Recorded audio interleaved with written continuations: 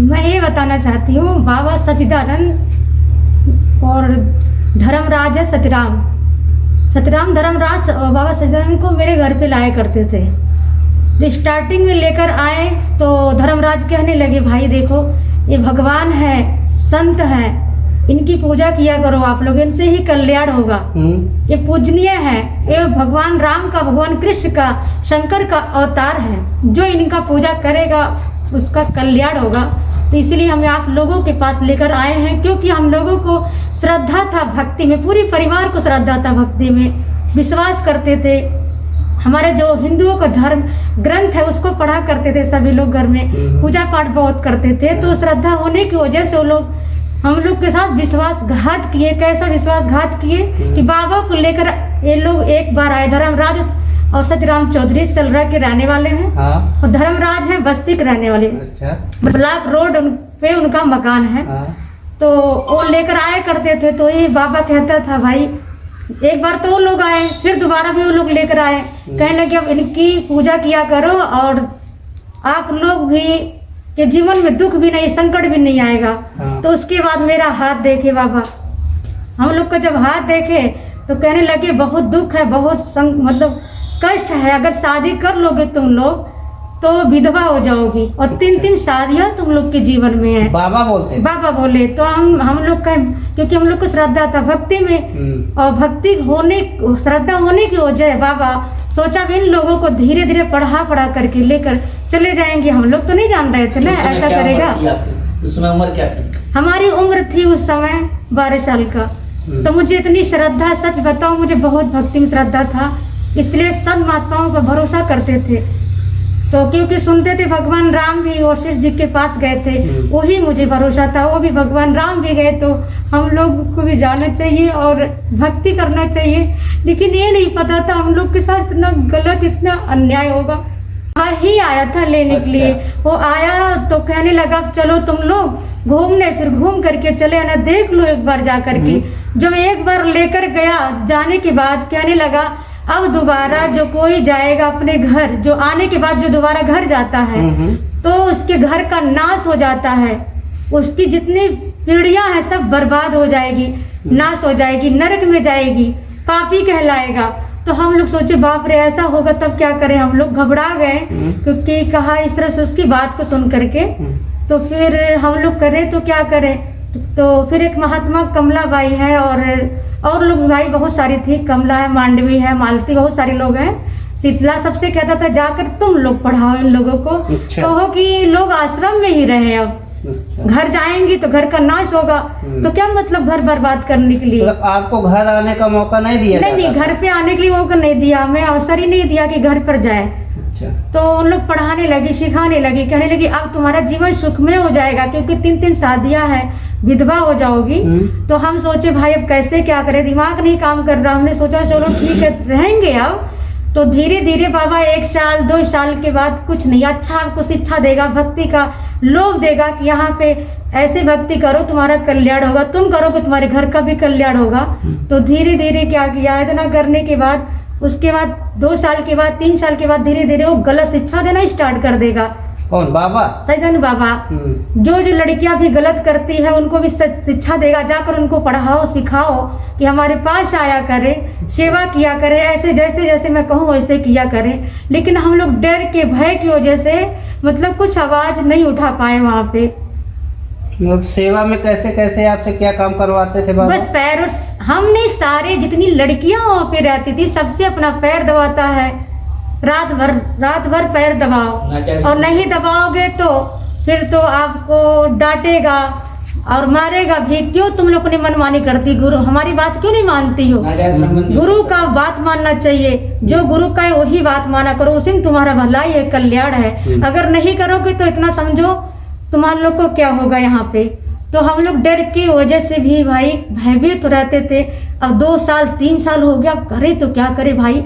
घर जाए तो घर को बर्बाद करेगा, और यहाँ रहेंगे तो कुछ नहीं कहेगा, लेकिन करे तो क्या। हम लोग बहुत भयभीत होकर के डर गए हैं। लेकिन फिर भी वहाँ पे बहुत अपने आप को तसल्ली दिलाते थे, हे भगवान जो पाप करता है उसका पाप का घड़ा कभी न कभी जरूर फूटता है। लेकिन जब अत्याचार बहुत ज़्यादा होने लगा वहाँ पे, तो कुछ लड़कियों में भी फूट होने लगा, लेकिन फिर भी कोई किसी से कह नहीं पाता था। क्यों?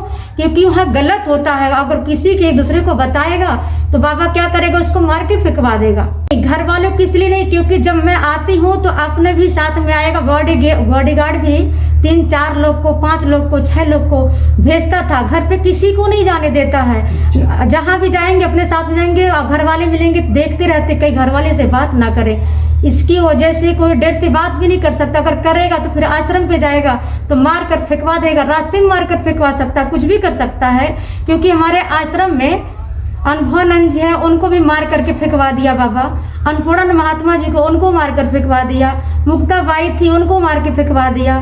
सावित्री बाई थी, उनको मार करके फेंकवा दिया। इसी डर से, भय से कोई भी हम लोग में आवाज नहीं उठाया वहाँ पे। ये धर्मराज मास्टर साहब हैं और सतराम चौधरी हैं सेलरा से। अच्छा। इन लोगों ने स्टार्ट किया, मतलब बाबा को लेकर आते थे और मेरे भैया को भी लेकर गए। तपस्यानंद जी हैं, तो उनको लेकर गए ये लोग नौकरी दिलाने के झांसा में। नौकरी दिलाने के झांसा में तो ले गए स्टार्टिंग में, तो भैया को ले गए लोग। लेकिन भैया को मेरे लोग नौकरी दिलाने लेकर गए, लेकिन नौकरी नहीं दिलाए, उसको महात्मा बना दिए धीरे धीरे। जी, हमें पता चला कि मतलब वो तो पता था गलत हो रहा। हाँ। लेकिन डर के भय को, जैसे मैं आवाज नहीं उठा सकती थी ना वहाँ पे, क्योंकि हम लोग जानते थे कि बाबा मार देगा। क्योंकि एक प्रेमी से किसी से अगर हम कहते हैं तो मुझे मार के खत्म कर देता। अनुभवानंद जी का हाल वही किया है। वो बिहार में एक प्रेमी थे, उनको जा करके बता दिया तो बाबा घसीट करके बहुत मारा था। इसी भय की वजह से कोई कुछ कह नहीं पाता वहाँ पे कि बाबा खत्म ना करवा दे। उसका धमकी रहता था, अगर कोई भी आवाज उठाएगा मार कर हम फेंकवा देंगे। और बाबा के आश्रम कहाँ कहाँ है?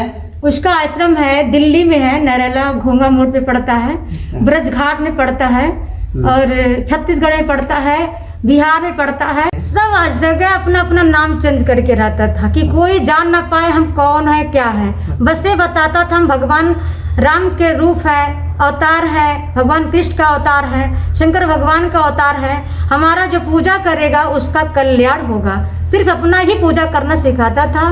किसी भगवान राम का किसी की पूजा करे तो बहुत नाराज होता था। किसी के बारे में अगर बताने लगो कि भगवान राम का पूजा करो तो भी गुस्सा आता था, क्यों सबकी पूजा करने को बता दे, तुम लोग हमारी विरोध, तुम लोग प्रवचन करते हो, शिक्षा देते हो। डांटता था, मारता भी था, कहता था तुम अगर ऐसे सुनाओगे तो मार कर मैं फेंकवा भी सकता हूँ, मेरा कोई बिगाड़ नहीं सकता कुछ। क्योंकि मैं कई लोग को भी मार कर फेंकवाया हूँ, कोई नहीं कुछ कर पाया, तो तुम लोग हमारे हाथ का खिलौना हो। तो इसी डर के वजह से हम लोग कुछ कह नहीं पाए वहाँ पे। आप लोग बाबा के यहाँ से कब निकली हैं, कब भागी हैं वहाँ से? हम लोग निकले हैं 2017 में निकले हैं दिसंबर में, क्योंकि मुझे मारने का व्यवस्था कर लिया था बाबा बिहार में। अच्छा। मुझे पता चला किसी साध्वी के द्वारा, तो मैं भयभीत हो करके डर की वजह से मैं वहाँ से मतलब बहाना करके निकली उसकी साध्वी के साथ। बाबा बोला चलो ब्रज घाट जाना है, तो एक बाबा की साध्वी थी उसके साथ में गई फैजाबाद से। उस साध्वी से हम झूठ बोल करके भाग करके आए अपने घर, क्योंकि मुझे पता था मुझे मार करके बाबा फेंकवा देता। अभी भी इस समय मैं आपको बताना चाहती हूँ, जिस समय मैं निकली हूँ 3-4 पीड़िता लड़कियां छत्तीसगढ़ की हैं, बाबा के ऊपर केस करी है। केस करने के बाद उस पीड़िता के परिवार के ऊपर बाबा अपने साध्वियों से, बिहार नवादा पड़ता है, वहां से फर्जी केस करवा करके पीड़िताओं के परिवार को, उसके पिता को ही जेल मतलब फर्जी केस करवा करके बलात्कार का लगा करके जेल में डलवा दिया है। हम क्या सोचे, क्या कहें सरकार और अपने प्रशासन से। जो पीड़िता लड़की है उस परिवार को बर्बाद करवा रहा है बाबा, जेल के अंदर रहते हुए भी। इस बात का हम लोग को बहुत दुख है, और जेल के अंदर रहते हुए भी आप लोग को मैं बताना चाहते हैं, हमारे भाई लोगों के ऊपर भी अपने साध्वियों से केस करवाया, नवादा से फर्जी केस करवा करके मेरे भाई को भी सच्चिदानंद बाबा गिरफ्तार करवा करके जेल में डलवा दिया। क्योंकि इसका काम यही है, ये बहुत सारा केस करवाएगा जो इसके विरोध आवाज उठाएगा।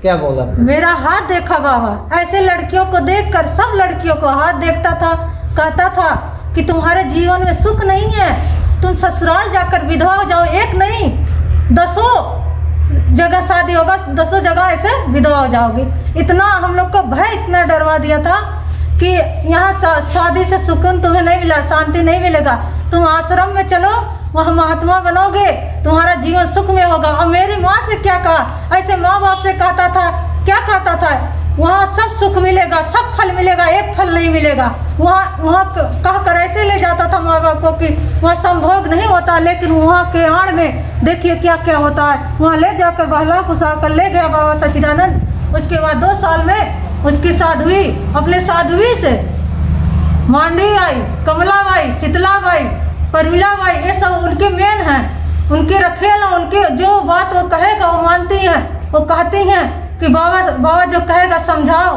क्या समझाओ, शक्तिपात। सत्संग जब आता था अपने साथ वही लेडीज को ले आता, धर्मराज चौधरी आते थे, सतीराम आते थे, ये सब आते थे साथ में, गाड़ी से आते थे। और वो भी बाबा कमरे में रहता था और अपने भाइयों के साथ रहता था। जितना उसकी रखेल है सब उसके साथ में रहती थी। वही बाबा उसी से समझवाता था। बहुत ऐसे भाइयाँ हैं जो उनको मुक्ता बाई को मरवा दिया।